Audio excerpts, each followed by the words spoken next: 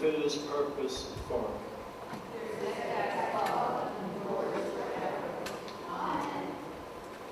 Let us join together as we recite our opening prayer. Gracious God, in Jesus' name, you send us out two by two to minister in the world. You empower us through your Son, Jesus, and the Holy Spirit. As we go forth, let us plant seeds of goodness and let you bring the growth, which is not our job. You call us to faithfulness and doing our part, and you do the rest.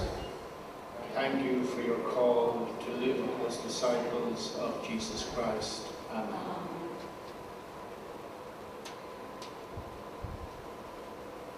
The opportunities for ministry are in the bulletin, which you might like to glance over.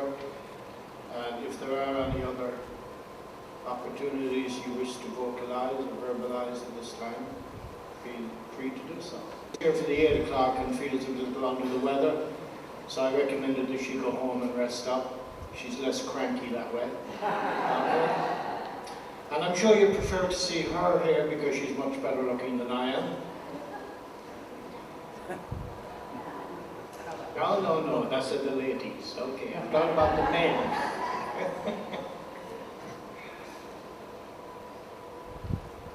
So we have a hymn listed, Lord of the Dance, and if you feel like dancing, you feel free to dance in the aisles. It's hymn number 261.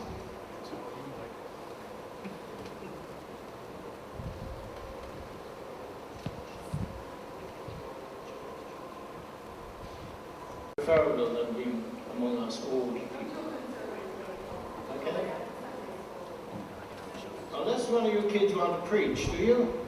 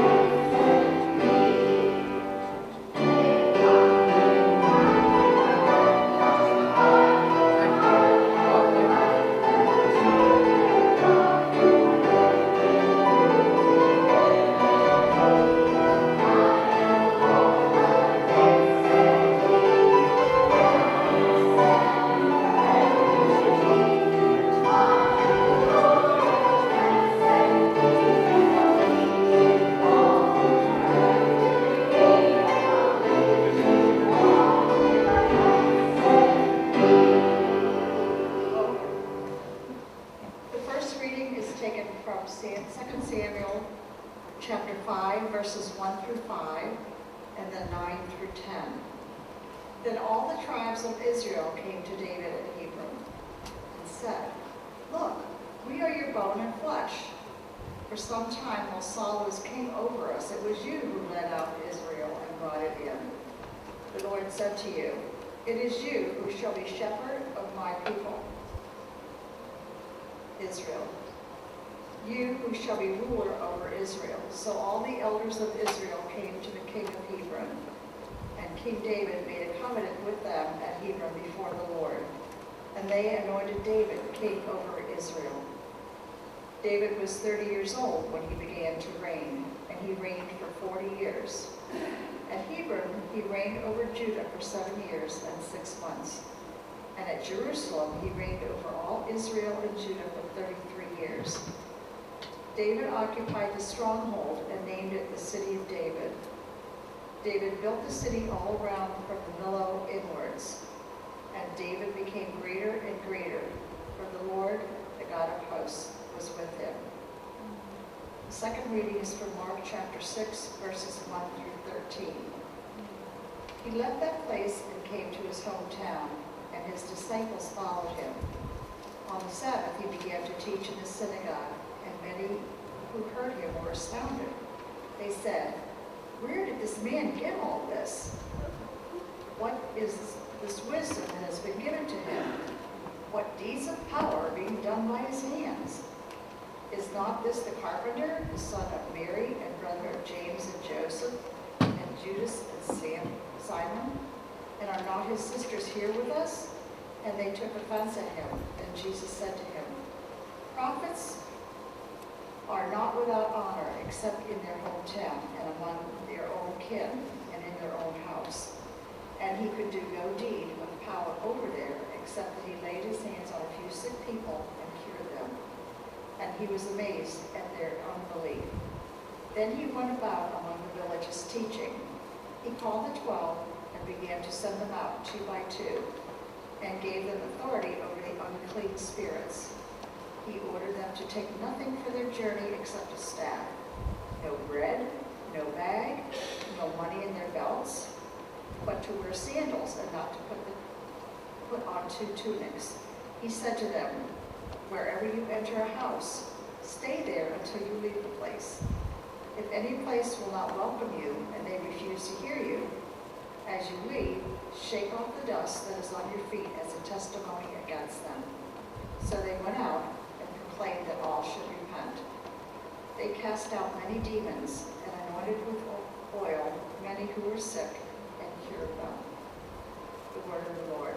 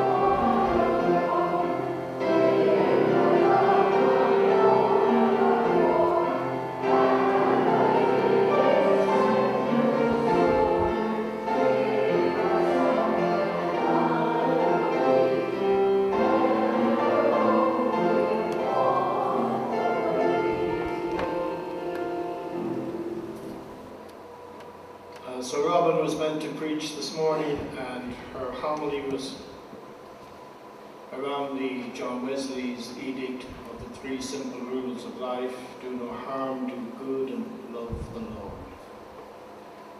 I'm going in a little different direction.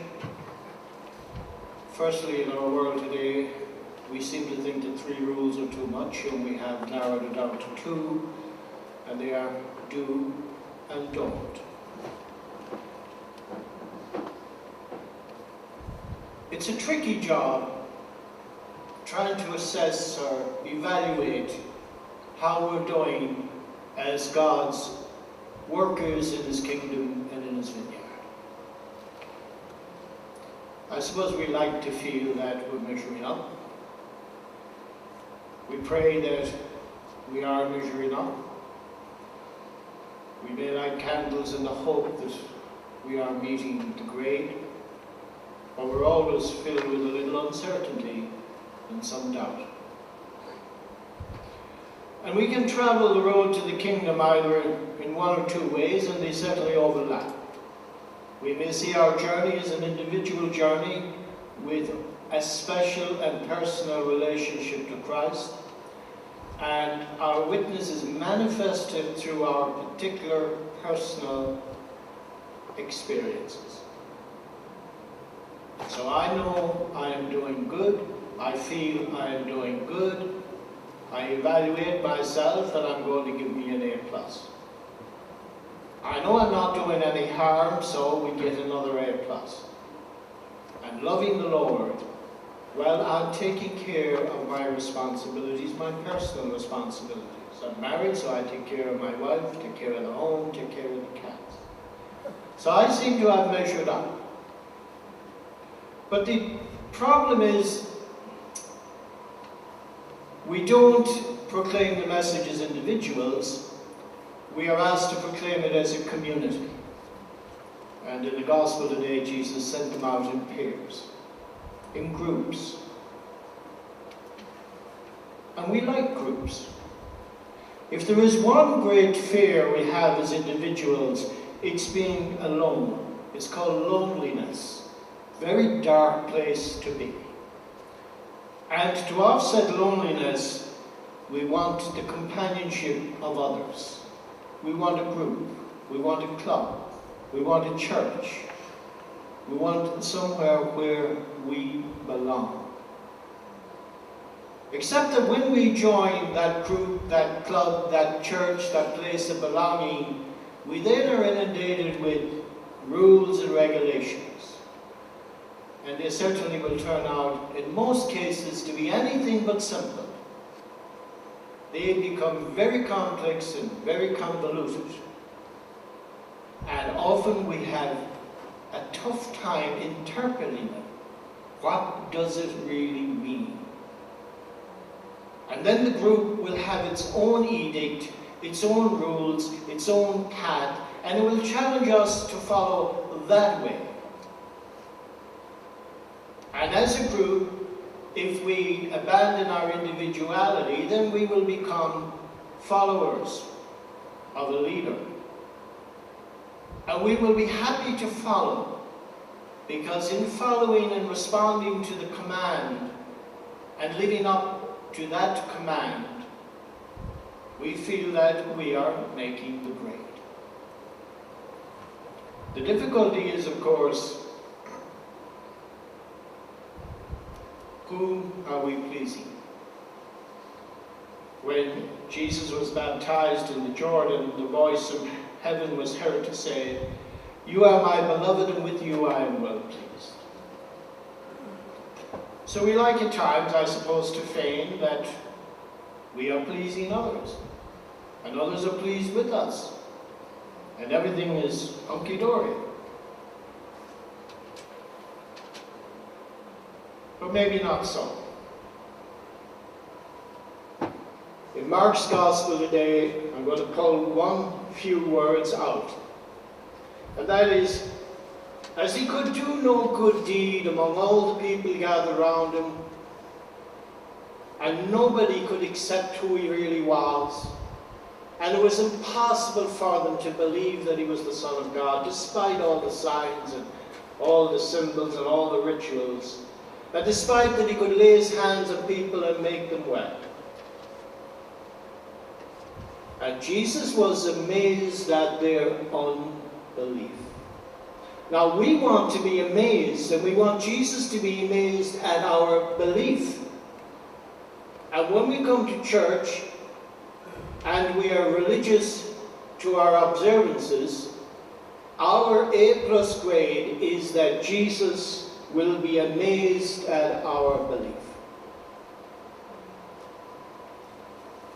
But what about our unbelief? What about that side of the group that writes its own rules to the extent that we are not necessarily doing good, but maybe doing harm? So as an example, as Christians, we aspire to the kingdom. Nothing shall separate us from the love of God. So we don't want to be separated from the kingdom. We want to belong. Except even within Christianity, there is an openness at times, not for us to bring everyone together and into a circle of belonging, but rather to separate. So Christian denominations under the great mantle of Christianity do exactly that. So we have the Catholics and the Presbyterians and the Methodists and other religions, the evangelicals and the Pentecostals, and the numerous and so numerous nowadays, the hard to count. And we can acknowledge that distinction, and we can acknowledge that that group is following that particular rule of life, and another group is following another rule of life, and the Methodists are following John Wesley's rule of life. But at the end of the day, often the downside of a belief that is rooted in an authority of power can be a corrupt piece of our living. When we look at our unbelief, we can be challenged to look at how effective are we in keeping others who are not like us and do not share our values. How effective are we in trying to keep them out of the kingdom? How good are we at separating rather than unifying? There are two concepts in life. There's good and evil, and when it comes down to humanity, it can be, and I would put it like this. We are either people who are civilized, and if we're not in that corner of civilization, we then are in the opposite corner of barbarism. And we like to think that in this corner we can do no wrong. We can only do good, while acknowledging at the same time the savagery of the other side. So we live in a world today, and we look at the innocent among us children. Right throughout the world, thousands and thousands of children are dying, explicitly at the hand of powerful institutions and powerful leaders. Thousands and thousands of our youngest children are sold into slavery, into sexual exploitation, into starvation, into denial of basic human rights. We in this corner avow we have no part of that because we are right, we are civilized. While we bemoan the fact, if only the others would be like us, then the world would have none of this savagery and debauchery. But it permeates everything within us, so much so that many of us struggle not to belong to the greater group because we cannot control the pollution of power. So we try to be individuals and do the best we can within our littler or lesser groups. So a family remains steadfast to the gospel while the broader community may not. In Individuals within a family unit will remain faithful to their calling, while other members within that family unit may not. So the trick is, how do we arrive at the kingdom? I want the kingdom, you want the kingdom. But are you aware of how many obstacles other people like ourselves, people of faith, are placing in our way? Because if we're not aware of it, we won't see it. If we're not aware of it, we won't acknowledge it. If we're not aware of it, we won't believe it. Because we will condense our belief into that teaching which comes from the group that we hunger to belong in. And that can be a religious group, it can be a political group, it can be a sports group, it doesn't matter. To avoid loneliness, we will pay the price to belong to a group. The question then comes down to, are we faithful to the gospel because we love what we do? Or are we faithful to the gospel because we are afraid of not accomplishing the goal? Are we a society that fears, or a society that loves? And we have to be aware, despite our ideologies, that fear exists. We call that a response to fear, we call that evil. We fear evil. We want to do good. So are we individuals that give ourselves a grade A, and then on the other hand belong to a group that gets an F? Now where is the in-between? We don't want to be separated from God. Nothing can separate us from the love of God. But yet, we look around us and everything is practically segregated. So much division, so much rancor, so much trouble, so much for the simplicity of rules that are so complex.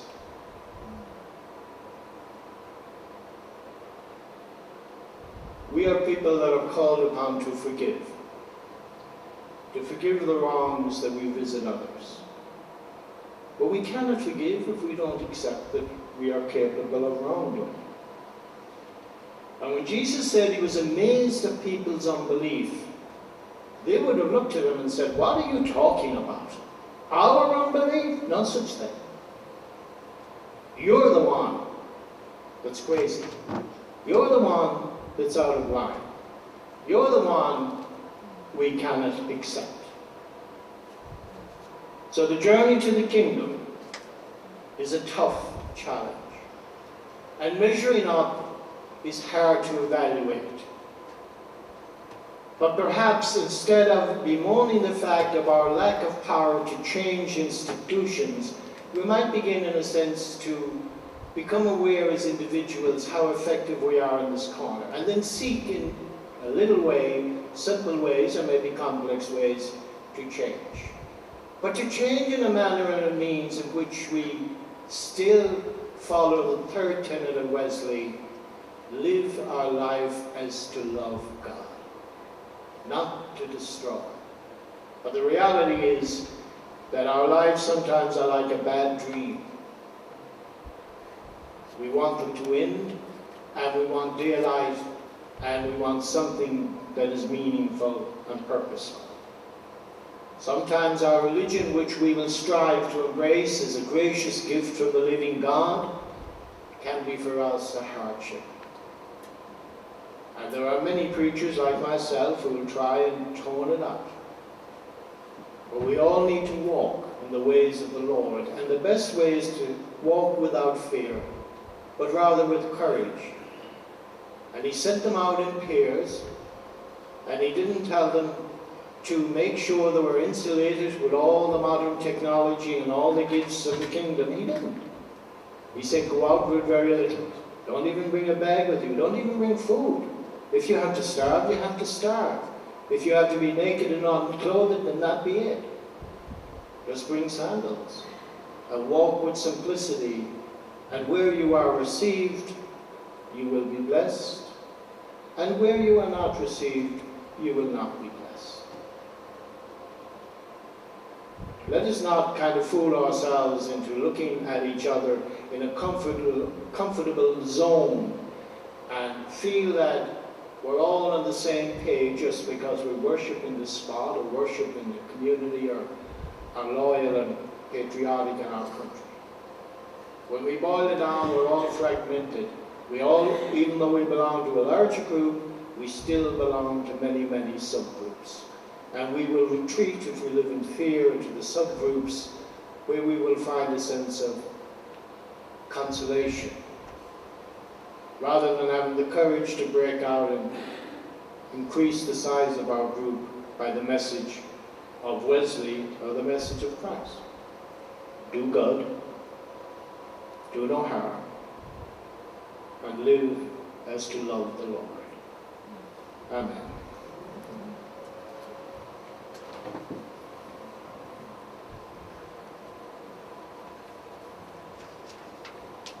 I mentioned earlier on I was looking at the phrase passing the peace, and I hadn't heard of it before worded like that, but the next part of our service, passing the plate, I certainly have heard of that. So what do we offer this morning? Symbolism, we will offer money in the plate, put it in an envelope, but deeper down is how rich is our witness to the Lord.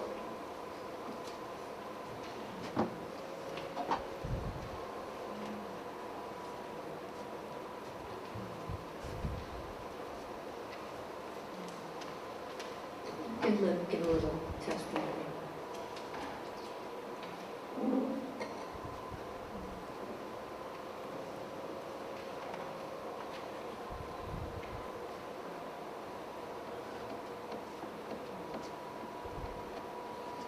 Where Jesus leads me, I will follow. Where he leads me, I will follow.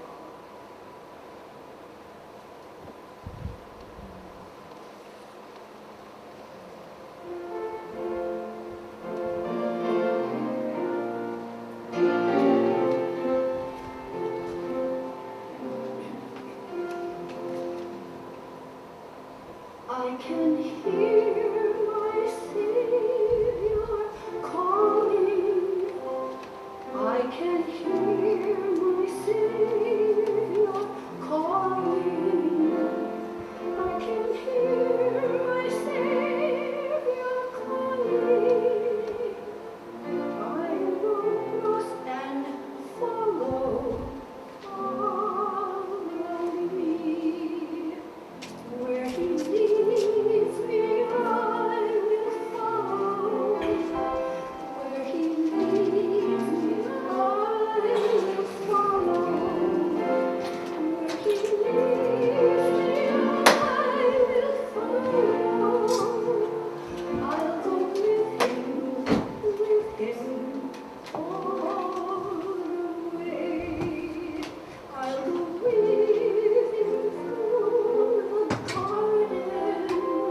I'll go with him through the garden.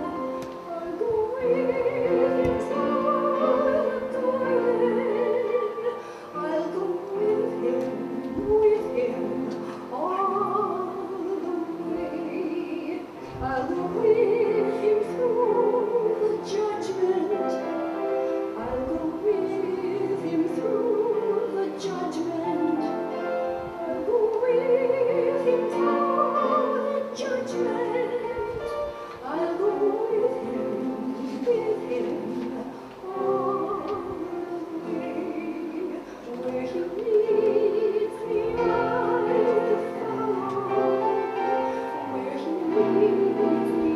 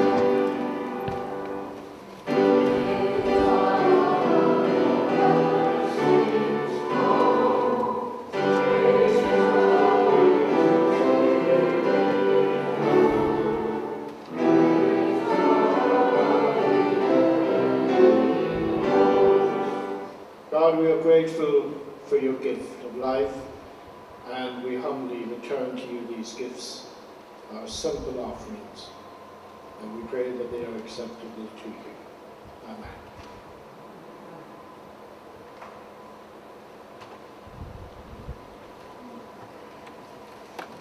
We can pray together our prayer of dedication.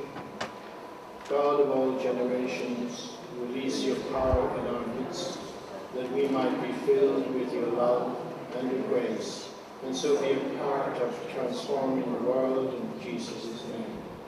May your righteousness, mercy, and peace and justice prevail. May all living things be blessed by our work with others and goodwill, as stewards of humanity and all of creation. And we pray now the words that Jesus taught us. Our Father, who art in heaven, hallowed be thy name. Thy kingdom come, thy will be done, on earth as it is in heaven. Give us this day our daily bread. Forgive us our trespasses, as we forgive those who trespass against us. Lead us not into temptation, but deliver us of evil. For thine is the kingdom, the power, and the glory, now and forever. Amen. And our hymn here, I Am Lord, number 593.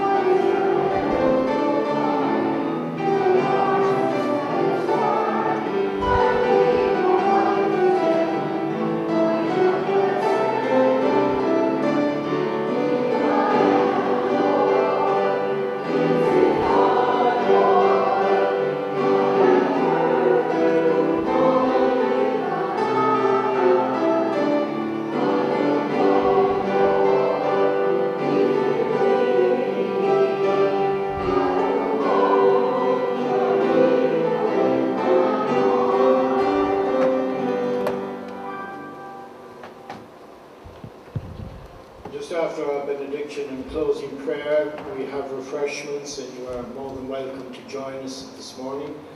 Otherwise, the hot weather is apparently over, at least for today, and I hope you all have survived this last few weeks of hardship.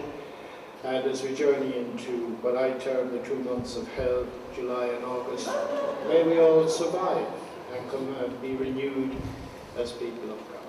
So go forth in the love of God, May you radiate the warmth and the love of the gospel message and present only goodness and goodwill to all whom you meet on the